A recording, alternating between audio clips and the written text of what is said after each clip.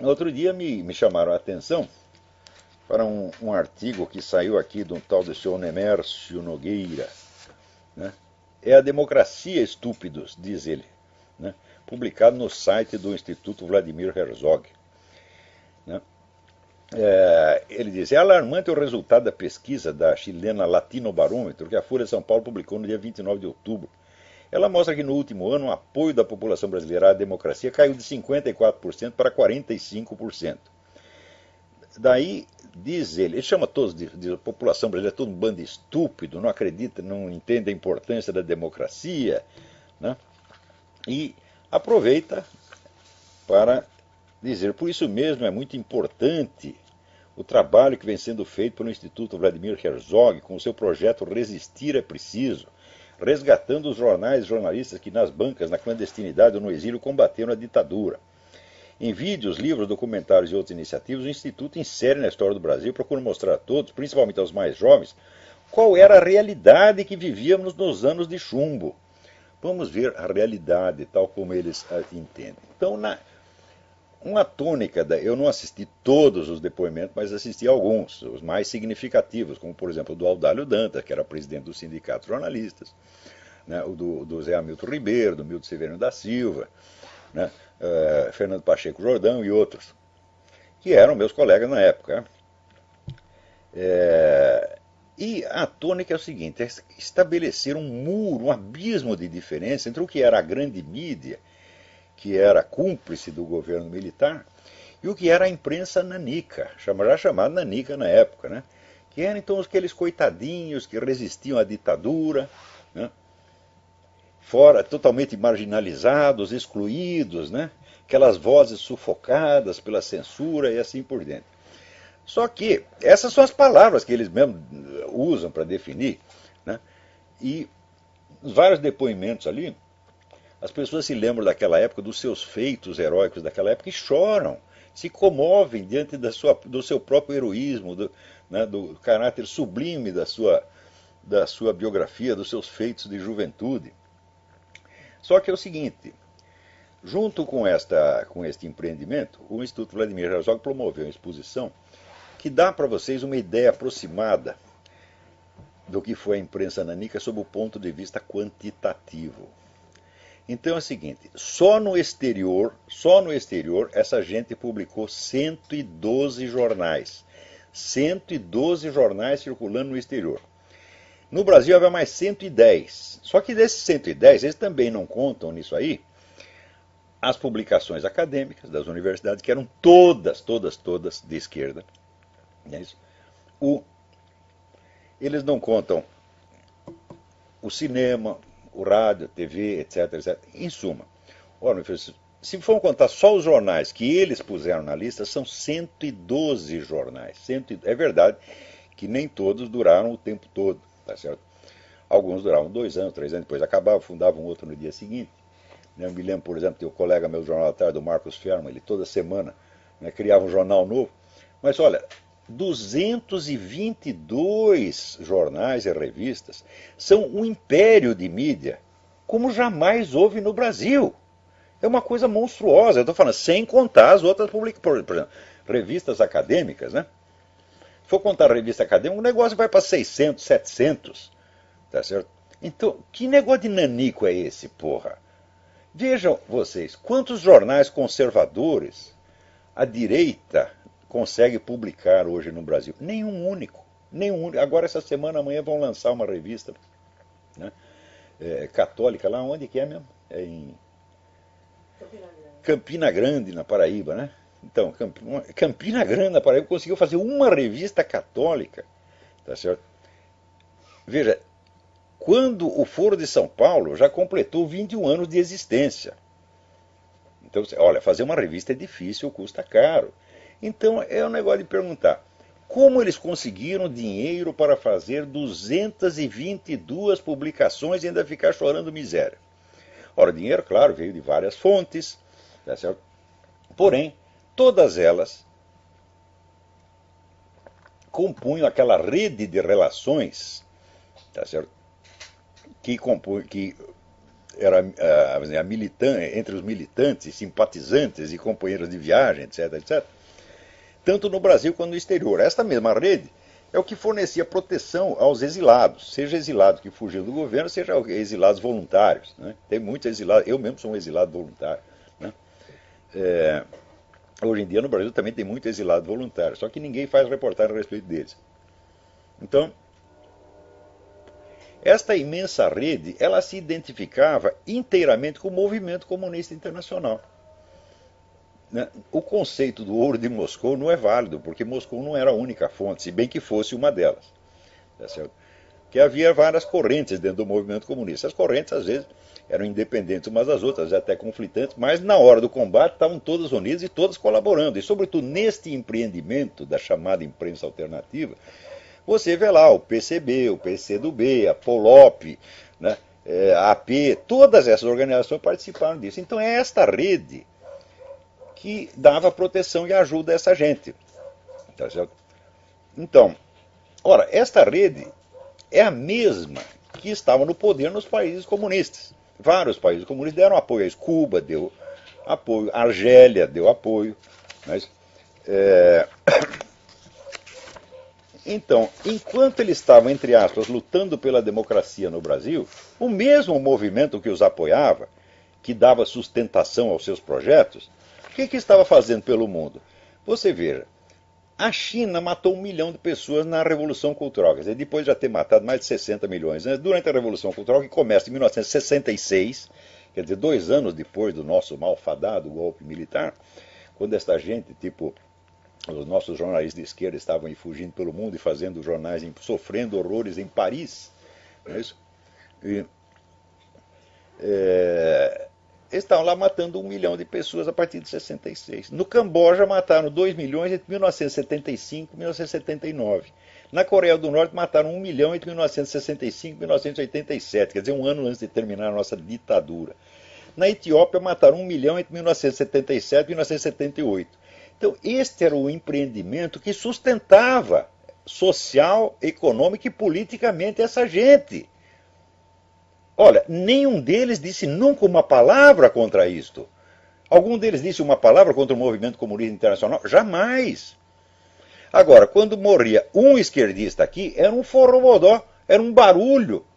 Tá certo? Eu me lembro, olha, eu não posso olhar essa época com total antipatia, porque eu participei desta coisa. Eu colaborei com vários jornais da imprensa nanica. Inclusive participei do episódio mais importante da história, que ali no série de depoimentos do Resistir é Preciso é bastante celebrado ali pelo Audálio Dantas, Hamilton Ribeiro, Fernando Pacheco Jordão e outros, que foi a edição do famoso número 4 do jornal Unidade do Sindicato Jornalista de São Paulo. Eu estava lá, eu ajudei a preparar e fechar a edição, que foi o jornal que denunciou, foi o primeiro a denunciar a morte do Vladimir Herzog, causando depois uma onda de protestos, né, no Brasil inteiro. Então, eu estava lá, participei disso. Então, a juventude desses caras foi a minha mesmo. Quer dizer, eu passei o risco que eles passaram, que também não foi grande. Tá certo? Colaborei com eles durante todo esse tempo. Só tem uma diferença. Eu, quando cheguei à maturidade, eu fiz uma revisão crítica do que foi a minha vida. E eles não, eles continuam lambendo os seus mitos de juventude, as suas glórias de juventude. Eles são os velhinhos caquéticos vivendo de glórias de 40 anos atrás. É uma coisa absolutamente nojenta. E, inclusive, o mais curioso é o seguinte, é que toda a tradição marxista ela insiste que os acontecimentos históricos têm que ser narrados, em primeiro lugar, pela sua base econômico-social. Não se trata de falar de causas econômicas de tudo, mas pelo menos mostrar a base, quer dizer, os meios de ação, porque sem meios de ação não existe ação, e, evidentemente, a conquista dos meios de ação faz parte da própria ação. Então, se não sabemos de onde saiu o dinheiro, de onde saiu o recurso, de onde saiu a rede de relações sociais que possibilitou tal ou qual empreendimento, nada sabemos desse empreendimento. E o curioso é que justamente essas pessoas, esses 60 e tantos entrevistados, que são todas pessoas, uns são marxistas, ex-professor, como Zé Luiz de Arroio, né, do Quartim de Moraes e outros são, pelo menos, profundamente influenciados pelo pensamento marxista, eles omitem completamente a questão da base econômica e social e falam só do aspecto sentimental e heróico dos seus empreendimentos. Por que fazem isso? Porque se você for ver a base econômico-social, você entende que era o movimento comunista internacional, com todo o seu poder, com toda a sua truculência, com toda a sua desonestidade, que os estava sustentando, meu Deus do céu. Eles montaram em cima deste sistema, sem o qual eles não poderiam ter feito nada. Você acha que o sujeito, sem pessoas contando apenas com seus próprios recursos, sem apoio de ninguém, consegue fazer 222 publicações, quando a direita brasileira não consegue fazer nenhuma há 20 anos? Ora, eu sei que fazer jornal e revista custa caro, gente, não é brincadeira, tá certo? Mesmo que você tenha colaboradores gratuitos, por exemplo, hoje a gente, graças a Deus, tem internet, você fazer um site praticamente às vezes não custa nada, não é isso? Você paga $30 por ano, né, para um provedor e você tem o seu espaço. Mas na época não tinha internet, era tudo impresso. Tá certo? Então, eles não podem mostrar a base social e econômica do seu empreendimento, porque isso mostraria, primeiro, que a imprensa não era nanica, a imprensa alternativa não era nanica de maneira alguma, era monstruosa, gigantesca. Tá certo? Um verdadeiro império de mídia comparável ao do Willy Münzenberg na Europa. Né? Em segundo lugar, a diferença entre grande mídia e a mídia nanica não existia pelo seguinte fator. Os caras que faziam a mídia nanica eram os mesmos que estavam na direção da grande mídia. Estava lá o Fernando Pacheco Jordão, foi diretor da Folha da Tarde. Tá, o Audálio Dantas sempre teve espaço na grande mídia. Milton Severino da Silva estava lá na revista Realidade. Em suma, eles ocupavam, essa gente ocupava não só estava na grande mídia, como ocupava ali os melhores postos. Você vê, durante todo o período da ditadura, se você me pergunta, quantos diretores de redação eram pessoas de direita? Durante o período da ditadura, eu só conheci 2, que aliás eram meus inimigos pessoais, chamavam Sérgio Paulo Freire e Antônio Ágio Júnior, que dirigiam a Folha da Tarde. A Folha da Tarde tinha sido dirigida por comunistas durante vários anos, e daí durante um período, o dono do jornal, Otávio Frias, né, pai do Otávio Frias Filho, para agradar um pouco o regime, colocou 2 camaradas muito chegados aos militares na direção do jornal, durante um ano mais ou menos. E o jornal que logo fechou e que não era a edição vespertina da Folha, vendia, assim, quando vendia 20 mil exemplares era uma festa, era um jornal absolutamente insignificante. Então, só houve 2 direitistas na chefia de jornal do Brasil, dos jornais do Brasil durante todo o período militar. O resto, olha, a Folha de São Paulo era dirigida pelo Cláudio Abramo, que era um comunista histórico. O Globo pelo Luiz Garcia, que é mais comunista que Lenin, tá certo? A própria Folha da Tarde, antes disso aí, foi pelo Celso Quinjô, que era comunista pra caramba, e depois o Fernando Pacheco Jordão, que é um desses da mídia alternativa, tá certo? No Jornal da Tarde, por exemplo, o Marcos Ferma, que criou vários órgãos da imprensa alternativa, tinha um cargo de repórter especial. Era o sujeito mais bem pago da redação, trabalhava uma vez por semana, se tanto, tá certo? E, em suma, cadê os direitistas? Então, a mídia vendida ao governo era dirigida por esses mesmos camaradas, que agora se faz de nanicos, excluídos, coitadinhos. Né? Quando o próprio número, quer dizer, o sujeito ele está dizendo uma coisa, mas o ato dele, no mesmo momento, prova que está mentindo. Ele diz, nós éramos uns coitadinhos, olha aqui as 222 publicações que nós soltamos na praça. Algumas dessas publicações, como o Pasquim, vendia mais do que qualquer jornal da grande mídia. O Pasquim chegou a vender 200 mil por dia, que é uma coisa que hoje em dia a Folha às vezes vende 200 mil. Então vocês imaginam o alcance, o tamanho desse império de mídia que custou um dinheirão e custou, sobretudo, a formação, o apoio de uma rede internacional, tá certo? De parceiros e ajudantes, né? Que ia da Argélia ao Uruguai, tá certo?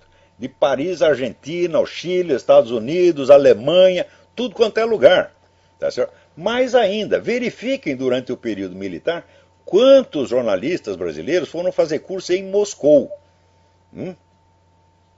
Eu não vou nem citar alguns nomes, já citei outras vezes, né? E os caras estavam fazendo um curso em Moscou, o quê? Estavam fazendo um curso de ballet, Está fazendo um curso de artes plásticas? Ora, meu Deus do céu, a gente sabe que não é isto.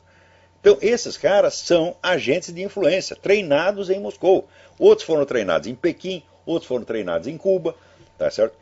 E até tem um episódio, que aliás é o próprio, se não me engano, foi o próprio Nemércio Nogueira que divulgou. A primeira entrevista no qual se falou algo sobre circulação de dinheiro, tá certo, entre as potências comunistas e o movimento guerrilheiro no Brasil, foi uma entrevista dada pelo Betinho, falecido Betinho. E o Betinho disse, olha, eu fiz os contatos, eu nunca busquei o dinheiro pessoalmente, tá certo? Eram outras pessoas que buscavam, mas fui eu que articulei isso aí lá em Cuba. Ajuda para a AP, a chamada Ação Popular. Só que depois nós nos afastamos da guerrilha, não concordávamos mais com a guerrilha, então decidimos devolver o dinheiro para Cuba. Os cubanos ficaram muito impressionados, porque nunca tinham visto tamanha honestidade. Então a entrevista é feita assim, olha que coisa maravilhosa. O Betinho foi tão honesto que devolveu o dinheiro dos cubanos. Só que é o seguinte, não conta o detalhe fundamental. Por que, que a AP rompeu com a guerrilha? Ela rompeu com a guerrilha não porque fosse contra a violência, mas porque eles tinham se transformado numa organização maoísta. E a teoria maoísta é contra a guerrilha. Ela é a favor da guerra civil. Você tem que fazer a grande guerra operário-camponesa e fazer a matança como eles fizeram na China. E a AP tinha aderido a isso e por isso se afastou das guerrilhas. Por um motivo altamente humanitário, como se vê. Não é isso?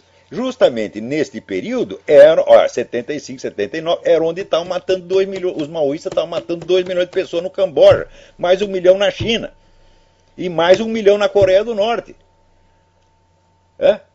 E vocês acreditam que essa gente tem algum impulso humanitário?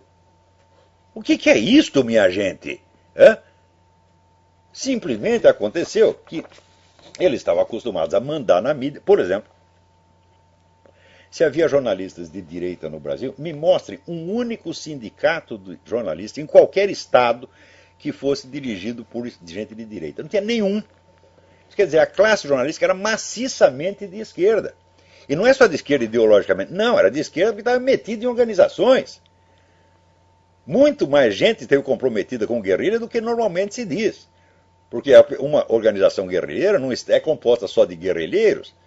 Você tem uma vasta rede de apoio em torno, sem o qual a coisa não é possível. Não é isso? Então,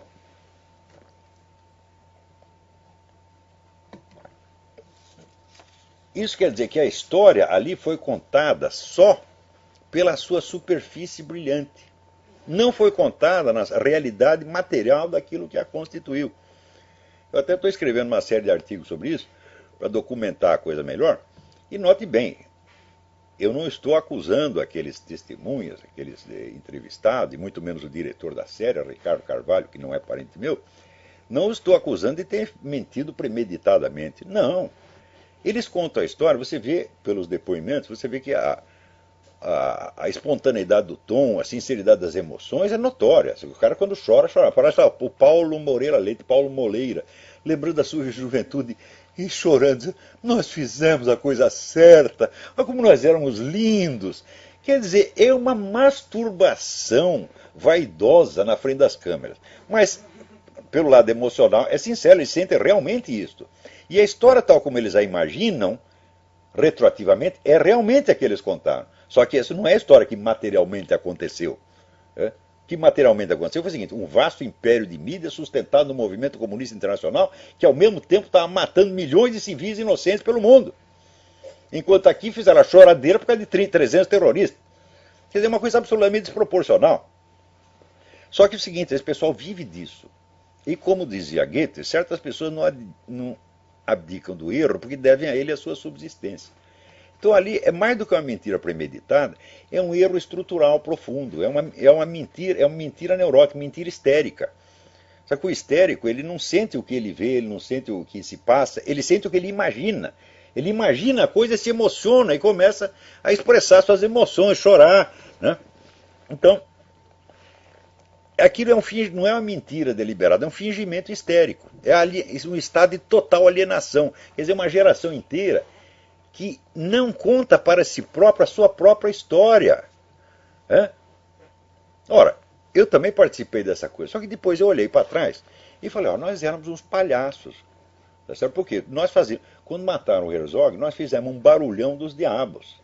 Tá certo? E enquanto isso, os parceiros do Herzog, membros do movimento comunista internacional estavam matando milhões de pessoas em outros lugares e isso não nos dizia respeito, nós ficamos perfeitamente inocentes. É como se, assim, um sujeito ser nazista no Brasil durante a guerra não o tornasse corresponsável moral pelo Holocausto. Ele diz, eles estão fazendo Holocausto na Alemanha, eu estou aqui no Brasil, não tenho nada a ver com isso. É assim que esses caras pensavam, porra. Quer dizer que matar chinês, matar coreano, matar cubano, pode. Agora, matar um jornalista brasileiro, isso aí é um escândalo mundial. Então, olha, eu varei noites ali no sindicato ajudando a preparar essa edição. Meu nome está lá no expediente. Aliás, até o Zé Hamilton Ribeiro, no Resistir é Preciso, começa a ler lá o expediente. Fulano, fulano, fulano. Quando chega no meu nome, ele para. Está lá o meu nome no expediente dessa edição, como de outras edições do Unidade, como também está no abaixo-assinado, denunciando o assassinato do Vladimir Herzog. Eu participei de tudo isso. Então eu podia também lamber a minha juventude, dizer, olha, que coisa maravilhosa. Eu, naquele momento, arriscando a minha pele, arriscando a minha reputação para denunciar o assassinato. Olha, não corremos risco nenhum, meu Deus do céu.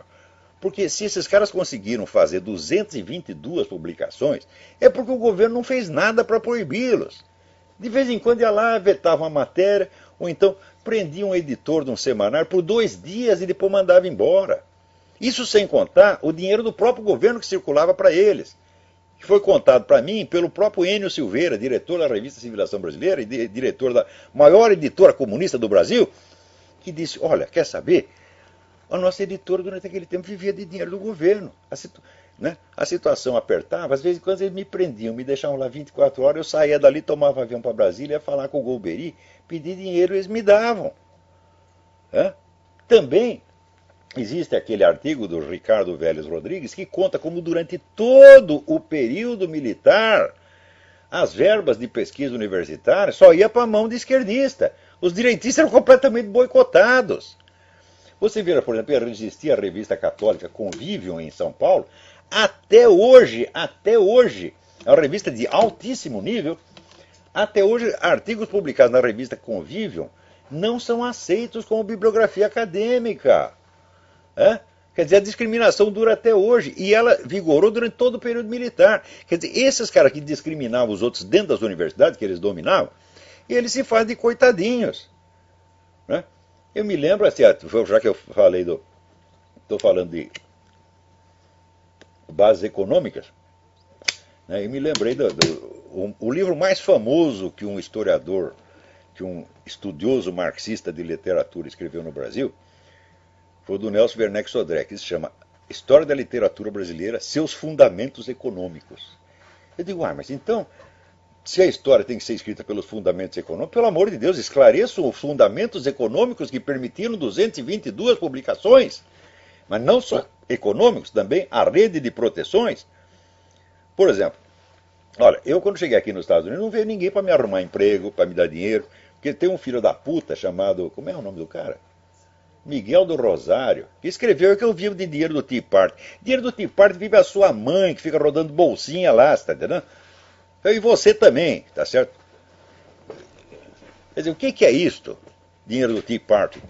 Agora, quando eu falo disso aqui, olha, eu nunca recebi dinheiro de organização política nenhuma. Uma vez veio um cara do PFL me oferecer $5.000 para escrever uns artigos a favor do partido dele, mandei enfiar no cu. Agora, esta gente está acostumada. O próprio Instituto Vladimir Herzog vive do quê? Dinheiro do governo. Isso é dinheiro público que está sendo usado, não para contar a história, para documentar a história real, mas para uma geração de comunistas se autoglorificar e repassar essa versão mitológica, embelezada, sentimentalizada às próximas gerações, como se fosse um grande documento histórico. Curiosamente, ainda digo, não houve a intenção de mentir, houve a mentira estrutural, a mentira internalizada. Porque o Ricardo Carvalho, quando ele apresenta a série, os depoimentos foram todos muito emocionados. E ele parece pensar que o fato de depoimentos serem emocionados é prova da sua importância documental, quando é exatamente o contrário. Velhinhos, falando da sua bela juventude, eles tendem antes a idealizar sentimentalmente a coisa do que a contar os fatos pão, pão, queijo, queijo. Tá certo? Então, Por exemplo, naquela época tinha muita gente de dinheiro, como Fernando Gasparian, Walter Moreira Salles, que dava dinheiro para sustentar essa coisa, porque fazia parte da rede de companheiros de viagem do Partido Comunista, meu Deus do céu. É isso. Uma coisa que jamais foi investigada, vou contar para vocês. Em 1964, quando teve o golpe, fugiu do Brasil o principal amigo do presidente João Goulart, chamado Tião Maia. Tião Maia saiu do Brasil e se instalou na Austrália. Quando chegou lá, ele já era a quarta maior fortuna da Austrália. E ele é dono de aproximadamente 1/16 do território australiano. Quando pergunto para ele, seu Tião, como é que o senhor conseguiu tudo isso? Ele disse, o Banco do Brasil foi uma mãe para mim. Então, para vocês terem ideia de como é que se faz as coisas nessa esfera. Então, agora, os analistas da direita, eles só enxergam uma coisa. Quando sai dinheiro direto de um governo comunista para um bolso brasileiro, aí eles identificam. Mas e a rede inteira? Não conta? Quer dizer que se não sai dinheiro direto da KGB para o bolso de um comunista brasileiro, então não houve. Não tem base econômica o movimento comunista, saiu tudo do ar, nasce espontaneamente, como um peido. E ainda insisto, não é só base econômica, é apoio. Você chega num país estrangeiro, você precisa de ter algum lugar para morar, você precisa do emprego. Aqui até agora ninguém veio me oferecer emprego nenhum. As relações que eu fiz aqui, eu não fui apresentado por ninguém do Brasil, não vim com carta de recomendação para ninguém. Comecei a mandar uns artigos, mandava um artigo lá para o David Horowitz, mandava um artigo para o Joseph Farah, mandava um livro para esse, mandava... Então, criei lá uma rede de amigos, dos quais eu não obtenho um puto de um tostão, e nem oferta de emprego. Tá lá, e nem quero. Quer dizer, eu vivo do meu trabalho para o Brasil e vivo dos meus cursos. E se quer saber, o Instituto, American Institute, é sustentado por mim pessoalmente, com o meu dinheiro. Tá certo? E tem mais 2 amigos no Brasil que ajudam a pagar o salário de quem trabalha lá. Tá certo? O salário de fome que nós pagamos aí para o Alessandro e outros colaboradores. Isso é tudo. Agora, esse pessoal está acostumado com verba pública, está acostumado com dinheiro de banqueiro, porra. E quando falta, eles ficam tão revoltados. Então aí, seu Audálio Dantas, o senhor tem a obrigação de contar assim, qual foi a base econômica, quanto custou para publicar fazer 222 publicações, sendo 112 delas no exterior. Veja a força do negócio. 222 publicações, o que há? É um Willy Musenberg, de novo,